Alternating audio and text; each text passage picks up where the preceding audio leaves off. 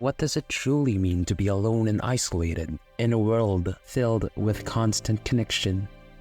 Well, at some point in our lives, we've felt this way before. Maybe it's when your boyfriend or girlfriend broke up with you, or maybe it's when your friends made plans with everyone in the friend group but didn't invite you. But as painful as these experiences are, is this what we can call true loneliness and isolation? Have you ever felt that your loneliness got so bad that you've been practically isolated for such a long time, never seeing the light of day? There's so many people nowadays that choose to shut themselves indoors with no one to check up on them, and with no one but themselves to talk to, their mind begins to descend into insanity, developing all sorts of mental health problems, and in extreme cases, they can't even differentiate what's real or not anymore because they've been living in their heads for far too long, a place where all their what-ifs can come true. But it's hard to imagine living like that, right? How can someone be so isolated and alone?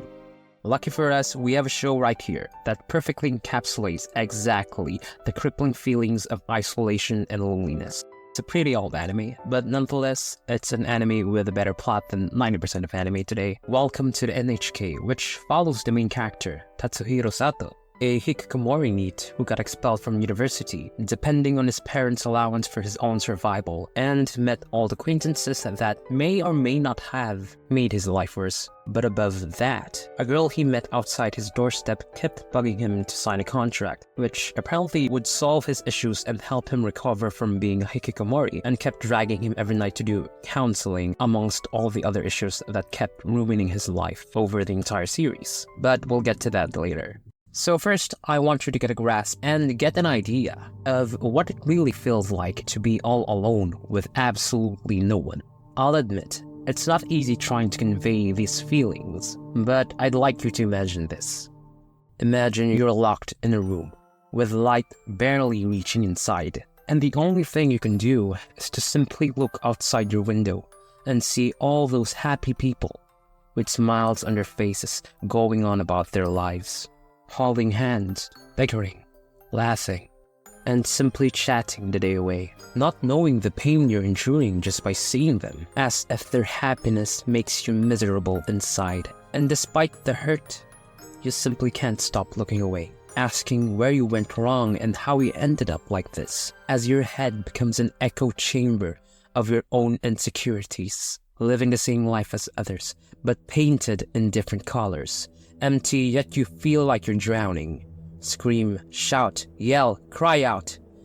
Yet no one can hear your voice. But the only thing you want to ask for is just the warmth of a hug. But you know deep down that it's useless. That no one's going to come no matter how much you cry, because you are alone. Hopefully that gave you an idea about isolation and loneliness. These feelings, all of them, they're pretty much conveyed perfectly through the show's main character, Satou. As I mentioned before, he is a Hikikomori NEET, someone who's completely withdrawn from society and spends their time indoors and doesn't currently have an education or employment. So you can imagine how Satou's been living his life up until this point. Even the mere doorbell scares the heck out of him. He's devolved so much to the point that he couldn't even tell his neighbor to turn off the anime music that's been playing 24/7. His fear is getting the best of him, and he would rather suffer by listening to his neighbor's music on repeat. And for someone who has been a Hikikomori for years, this is quite expected behavior from Satou. He's practically forgotten how to socialize at this point, but he was not always a Hikikomori. In the past, when he was making his way to classes in college, a voice suddenly appeared in his head. It made him think that all the people around him were judging him, laughing at him, and thinking that he was pathetic. And so he went back home out of fear. And I'd like to argue that this mirrors someone who has an anxiety disorder, thinking that everyone is laughing and judging you behind your back, when in reality, they don't give a damn about you, in a good way. People are too busy worrying about how they'll survive today, what they will eat for dinner, or if they should get drunk and drive at 300 miles per hour just for the thrill. And even then, Satou was the type of person who was indifferent and nonchalant during his high school days. So this sudden emergence of this way of thinking came out of nowhere. At least, that's how it was presented in the show. I'd like to think that Satou had underlying issues that triggered this, likely stemming from a very low sense of self-worth. And what's ironic is that he does indeed recognize himself as a Hikikomori failure, yet he presents himself as the opposite by lying about his status and blaming other things. Satou is absolutely afraid of anyone finding about him being a Hikikomori. So when the girl, Misaki, reached out to help him cure his Hikikomori ways, he flat out denied the accusation of him being a Hikikomori and lied that he had a job of being a game creator just so he could keep up appearances. And not only that, Satou even created this weird conspiracy where he claims that there might be a company or organization that would promote people to live their lives in seclusion, that being the N.H.K. You see, we as humans like to feel in control, even though in reality we have no control over most things in life. Much like a sailor steering a ship in the seas, feeling that they are in control, when in truth it's the waves and the wind that declare where the ship would go, the steering wheel only providing an illusion of control. And I guess I can pretty much relate to Satou here. Since then, I've lied a lot, because I wanted people to see me in a certain way. And you know the hard part about that? It's that it's a lie you have to maintain and live by, whether you like it or not. And in the case of Satou, being a game creator, lucky for him though, the neighbor who was playing anime music all day long was actually a high school friend of his, Karo Yamazaki, who was into game development. So they teamed up to make an eroge game. And despite his attempts to hide the fact that he is Hikikomori, Misaki saw through Satou's facade and unknowingly tried to get him into her project, which claimed to help him get better. Just who is Misaki to try and help a failure like Satou? And where can I find a girl like her? Oh, who am I kidding? Misaki's whole character is unrealistic. Can someone truly be as pure and innocent as Misaki is, and actually help Satou with no ulterior motives at all? Despite Satou refusing the help that Misaki offered multiple times, she waited each night at the same place, same time at the park, for Satou, hoping that he'd accept eventually. Although I do wonder, if he truly did not want to partake in the agreement, why did Satou kept on showing up? Sure, part of it may be to keep up his lie of not being a NEET failure, and not because he wanted to impress Misaki, but I think that deep down, he wanted to be saved. Even if there's shame from accepting the help of someone who's a lot younger than him, he'd swallow his pride to get better. But aside from his pride, the other thing that kept him from accepting Misaki's help is his distrust of her. Like I said, why would someone go to extreme lengths just so they can extend their hands and reach out to help you? That's what Satou thought. And that's what anyone would thought if they were in the same situation as him. But sometimes our skepticism and distrust are what pushes other people away. People who had genuine intentions with you. Spoiler alert, Misaki in fact did not have genuine intentions with him, to a certain extent. But as I was saying, distrust prevents people from making meaningful connections. In Satou's case, he thinks that everyone is out there to hurt him and make fun of him. So by marking everyone as an enemy, you push yourself further into isolation and loneliness. Sure, there are some bad people who will hurt you, but there are much more people who are the opposite. Thankfully, Misaki was persistent enough that Satou gave in and decided to accept her help and show him that she was not an enemy. But even though Misaki wanted to help him, she's not really an expert when it comes to helping someone recover from being Hikikomori. During each of their sessions, Misaki only brings a notebook filled with self-researched information, as she simply reads off of it, much like how my college professor simply reads off of his PowerPoint presentation without ever explaining anything. So it was clear from the start that Satou was not going to get the help he needed, but despite that, Satou showed up every night. But why? If you found out that a certain treatment isn't working out for you, you'll stop doing it, right? So then, why did Satou kept on going? If we rack our brains a little bit and think, the answer is quite simple. Satou was longing for companionship. Satou clung to the presence of someone who's physically available at the moment, and at the beginning of the show, he had two options. It's either Yamazaki or Misaki. The choice is obvious. Of course he'd pick Yamazaki for several reasons. Number one, he'd known him since high school. compared to Misaki, whom he just met recently. Number 2, they're both degenerates, so they can relate to each other. Number 3, they live next to each other.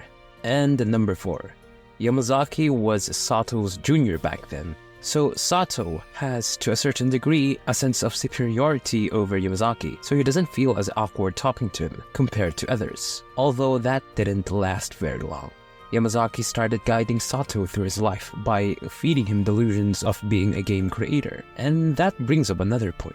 Satou was influenced very easily by Yamazaki, as he turned into an otaku overnight. This is because Satou has basically been an empty shell throughout the course of his Hikikomori years. He's basically an empty canvas, waiting for someone to paint and fill his life with colors. And so Yamazaki came along and did. However, this made Satou extremely attached to and dependent on Yamazaki.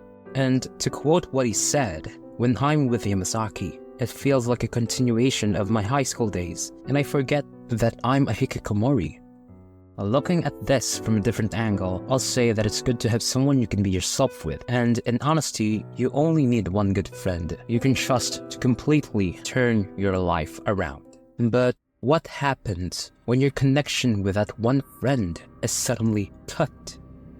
No question about it, you're back to your old, miserable self, because you depended on them to meet your emotional need, laying an emotional foundation with him instead of building one that's based on himself. So when he left, the entire structure, the progress, they all fall apart. That's what happened with Satou when Yamazaki left due to his parents' wishes for him to inherit their farm. His desire for companionship has led to this, as he wishes for him to come back as he was left with no one.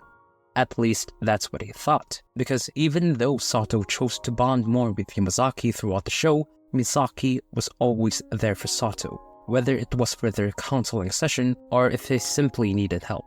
But Satou failed to see the value that Misaki brought to his life, because, as I said, Satou chooses the one who's physically available at the moment, and Yamazaki fits the criteria the most, while Misaki was only used to fill the gaps where he couldn't interact with it, that being during every night's counseling session. And this is even more evident during the time when Satou almost kissed Misaki, and they went to a fireworks display the day after.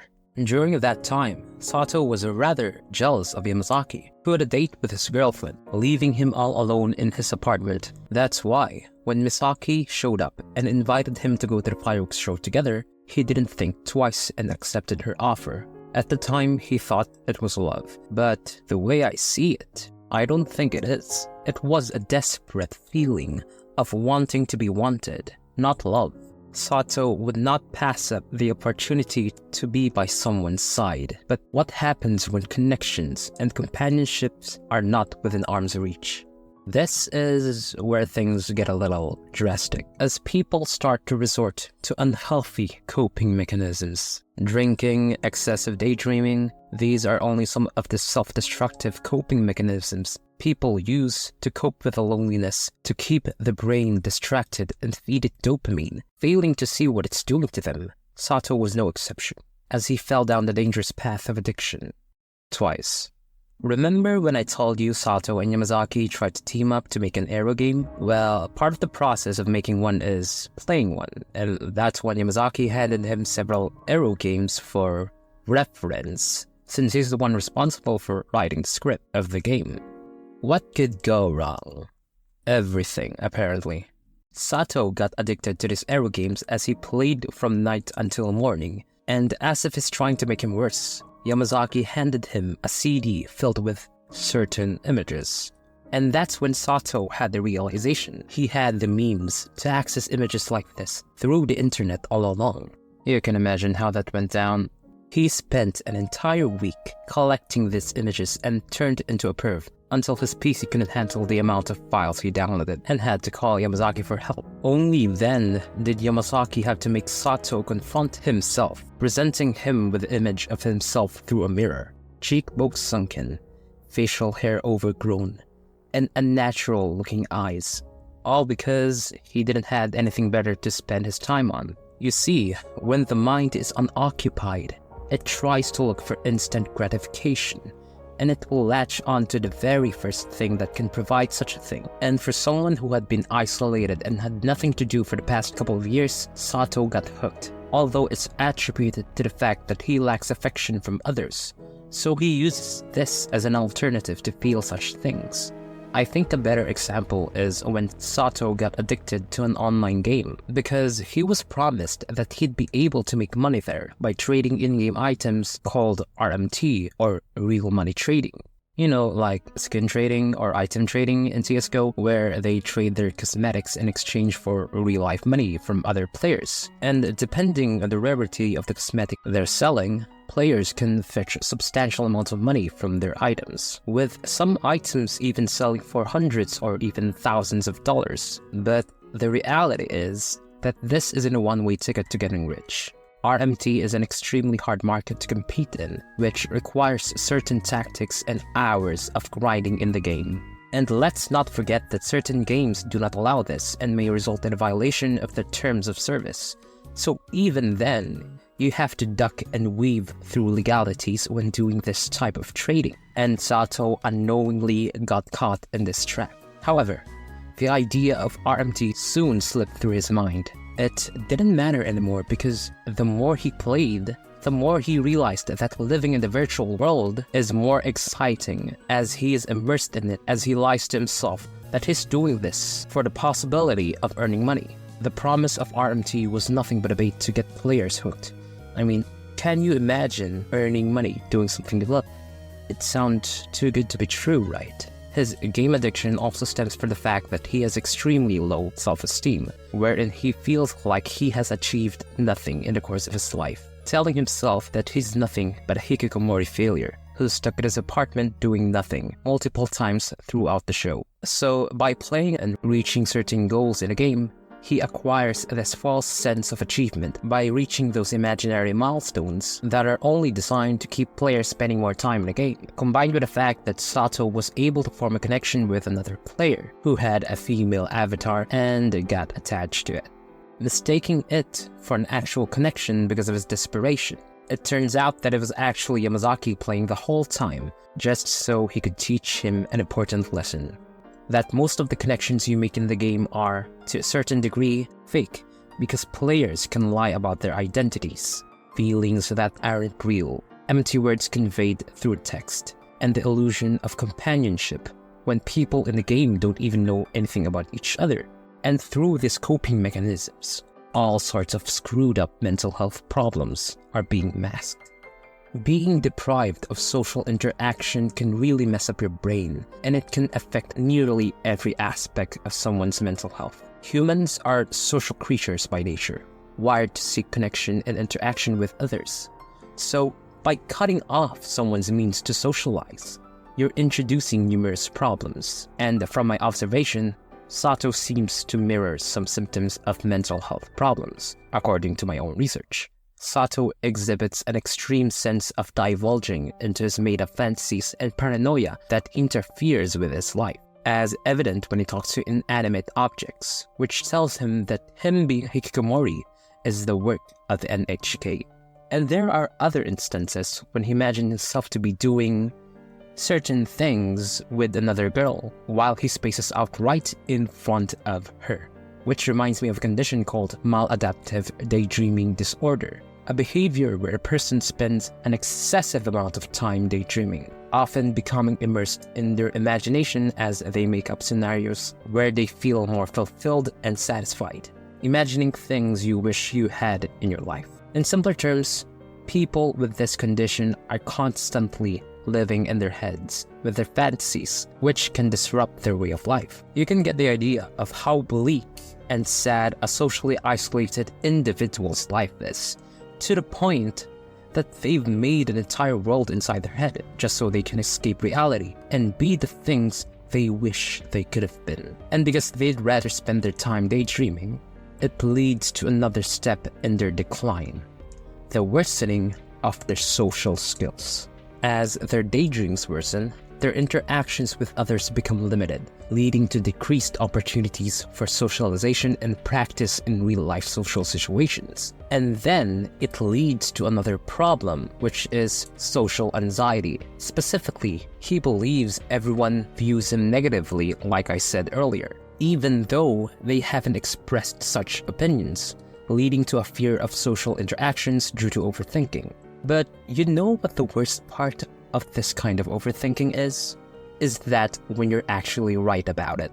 Misaki admitted that she actually sees Satou as a worthless failure of a human being. And the day after Misaki said that to Satou, when he decided to stalk Yamazaki in his class and pretended to be a student making a game proposal as requested by the teacher, he was laughed at due to how ridiculous his game proposal was, which made him think back to what Misaki said, that he truly is a Hikikomori failure, and that his behavior makes that obvious. His overthinking and fears built up one after another until it was too much to handle. So he ran away and left the classroom, and he once again blames it on the N.H.K. for experiencing such a thing, feeling shame and thinking that his fears were finally realized, and that everyone knows he's a despicable Hikikomori failure. If you can relate to the things I've said, then don't feel too bad. After all, these problems are more relevant than ever. With the youth of today being labeled as the loneliest generation, more and more of them are reporting that they are struggling with their mental health. And during the fateful year of 2020, the world faced not just one, but two pandemics. There was another silent pandemic, and that is the pandemic of depression, anxiety, and isolation, something that we completely overlooked. And ever since the pandemic ended, nothing has really gone back to normal. The once vibrant and socially active youth suddenly found themselves isolated from their peers, with acquaintances not even being able to look each other in the eye, nor do they greet each other as they simply pass by, awkward glances, waiting for one another to say the first word, but failing to do so. Devoid of connection, they can't do anything but simply wail in loneliness and suffering until their mind goes to a dangerous state and starts thinking of doing the unthinkable. As part of the youth myself, I've noticed a significant change in social interactions from pre-pandemic to after the pandemic ended. From my interaction with my peers, I can tell that nobody really wants to do small talk anymore.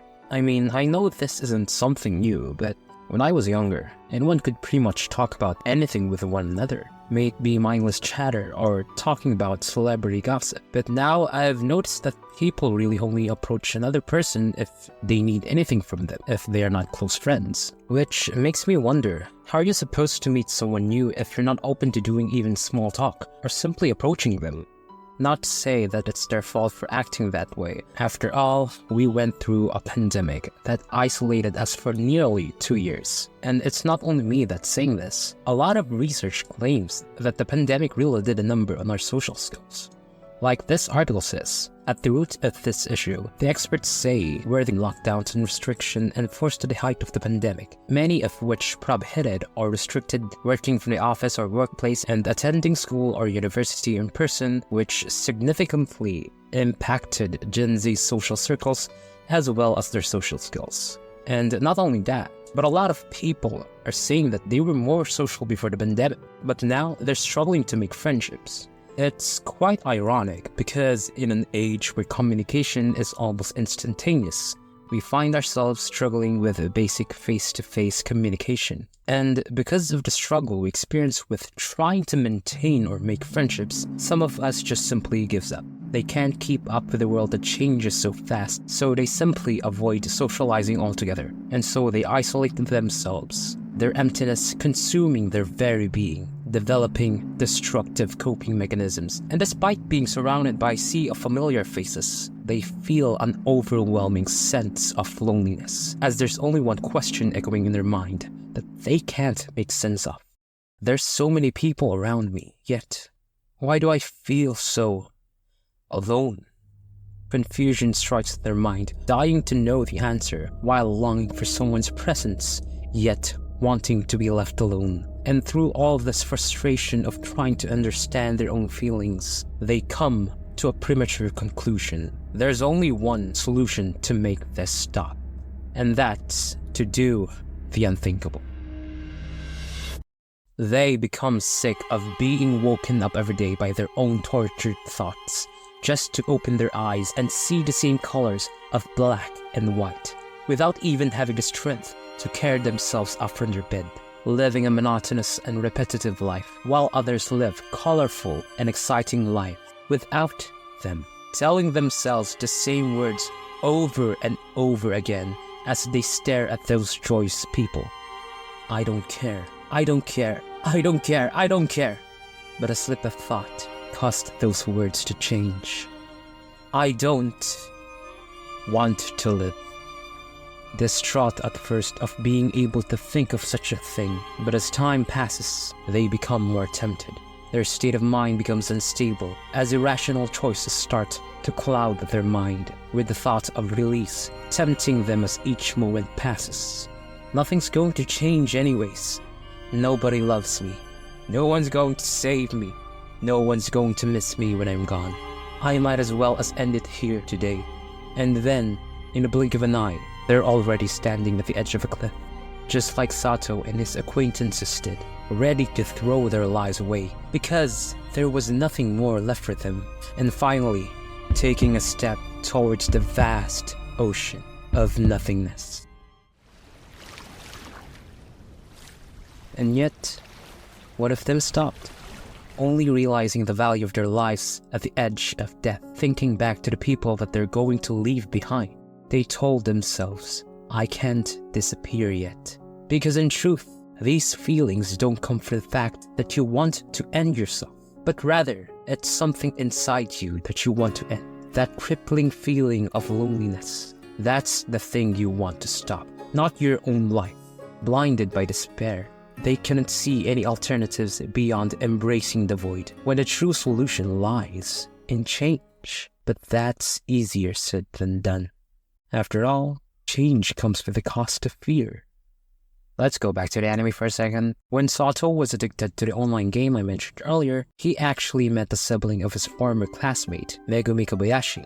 Although, he only figured this out when Satou, Misaki, and Yamazaki visited their house themselves because they got scammed by Megumi. And so, they noticed that something or someone was throwing a tantrum upstairs. So they secretly went to the room to check what was causing it. And there he was, Megumi's brother, a game-addicted Hikikomori and NEET failure that's even worse than Satou himself. He's so bad to the point that the sight of people instantly makes him scared, as if a dog were cornered and barking to ward off its predators. So of course, Megumi quickly led the three out of the room and explained that his brother has been like that for the longest time, not seeking employment and not even leaving his own room, as Megumi brings him his meals outside the door. Megumi tried to understand his brother's mindset by playing alongside with him, but later couldn't because she had to work to keep the both of them alive. After explaining, Megumi asked the three to leave, but just as they were about to, her brother let her know that he wanted to talk to Satou, not in person though, but through the game. Perhaps he wanted to talk to him because he knew that they were the same. Although Satou was better, that's when Satou and Megumi's brother had a deep talk, as Satou tried to tell him to change, because what he's doing, this whole RMT thing, is nothing but a myth. And then the truth finally came out. He knew what needed to be done, and how to change, as he claims to have read over 200 books about self-improvement. But if that's the case, then why not act and take initiative? His reasoning was simple. He was afraid. He was afraid that something unexpected might come up during his process of change, which I find understandable. Change, after all, does not happen overnight. Facing new things and changing the way you live your own life, your routine, and your habits can be daunting. That is what was holding Megumi's brother back. All these uncertainties and all the possibilities that could go wrong were creeping up his mind, trapping him in a state of analysis paralysis. He was so focused on thinking what if something goes wrong that he forgot to actually act upon his plans, rendering him unable to make a decision. And it's a trap that's all too common when a person tries to change, like a person dropped in the middle of the ocean without knowing how to swim, with water that seemingly stretches on forever, but with fear also comes with desperation. A person who's desperate to survive will learn to swim and try to reach land despite all the odds. There's a lot of theory that revolves around the most effective way to change, that there's an unconventional but powerful way to change, and that's for you to lose everything. Hear me out, hear me out. I know I sound crazy, but hear me out. The concept of losing everything and changing through desperation is also present in the anime, and it's what Megumi's brother and Satou did to change their ways. Megumi's brother was left alone for 3 days without food, and he realized that if he wasn't going to do anything, he was going to perish. So he crawled to a nearby store and begged for food. In exchange, he'd do anything, so he started working for them. Similarly, when Satou was left alone when Yamazaki was leaving for his home, Satou's allowance getting cut off due to his father getting hospitalized, and Misaki not providing food for Satou anymore due to an argument, Satou hit rock bottom, not eating food for days as his room is a complete mess. In the end, this prompted Satou to go out and look for a job so that he could feed himself, and so he did. He found a job as a construction worker. I think that's what it is. And it is as he said, when humans are hungry, they will work for their own food. Through losing everything, Satou was able to reinvent himself and become a new man, a man who can actually go outside without fear and provide for himself. And I really think that the thing that was actually preventing him from changing was not only himself, but both Yamazaki and Misaki. Yamazaki because he kept on tolerating Satou's behavior and giving him temporary band-aid solutions, such as the promises of being a successful game creator if they work hard enough, and create their own aero game, when it's not even the path that was guaranteed in the first place. And then there's Misaki, who I feel like is the most responsible since she was guiding him through her self-proclaimed NEET recovery project, when she doesn't even know what she's doing herself, and by telling him that he's making progress in recovering, when in actuality, his progress is barely significant. By holding on to him, she's doing the absolute opposite. And to a certain extent, Misaki was enabling Satou's behavior by bringing him food into his apartment instead of letting him find a job and work for himself. These two are external factors that hindered Satou from changing. That's why I said that one must lose everything in order to change. It sounds very drastic, but it's true. The old you must be eradicated so that you can fill yourself with new beginnings. Satou's change, however, had unforeseen consequences for Misaki, the girl who had questionable intentions with him, but that's a topic for another video. What matters now is that Satou was able to change, and even if his change doesn't seem to be big as his friends who were able to meet significant others in their lives, it's still a step in the right direction. And as he said, he will gradually change, one step at a time. And hopefully, through this video, you will also find the courage to end these feelings of loneliness and take the initiative to change. You shouldn't be ashamed of admitting that you're going through a tough time, like Satou did in the anime, because there's nothing wrong with being lonely and sad. It's a completely normal phenomenon that even the happiest person in the world experiences from time to time. So don't be afraid to reach out to anyone, or if you'd like to, you can let me know how you're feeling through the comments. I'll be reading them. I know it's not easy to admit, and it reminds me of a line from a song. I'll be the first to admit that I'm a lonely soul, but the last to admit I need a hand to hold. But keep on holding on, okay?